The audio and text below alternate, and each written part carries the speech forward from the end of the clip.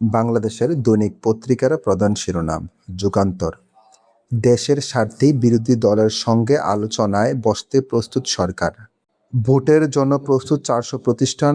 স্থানীয় সরকার নির্বাচন। লোডশেডিংয়ের বিস্তার রাজধানীতেও।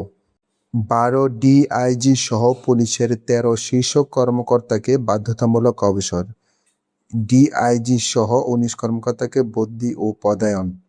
নেপালের ছাত্র রাজনীতিতে নিষেধাজ্ঞা, 2 মন্ত্রীর বিদায়। ক্ষমতার 1 মাসের মধ্যেই ঝড় বিক্ষোভের মুখে নতুন প্রধানমন্ত্রী। যুদ্ধবিরতির মেয়াদ বাড়লেও বৈঠক নিয়ে সংকট কাটছে না। জ্বালানি সংকটে উদ্বিগ্ন বিদেশি ক্রেতারা, পোশাক খাতে অর্ডার কমছে। দক্ষিণ আফ্রিকায় আওয়ামী লীগ নেতাকে গুলি করে হত্যা। ফ্যাসিস্ট আমলের অর্থ পাচার দুর্নীতির শ্বেতপত্র প্রকাশ হবে। 10 বছর পর প্রথম গ্রেফতার ওয়ারেন্ট অফিসার হাফিজুর, 3 দিনের রিমান্ড মঞ্জুর। জ্বালানি নিয়ে বিরোধী দলের প্রস্তাব বিবেচনার আশ্বাস। নতুন কোচে চালু হতে পারে খুলনা ও পাবনাগামী সেবা।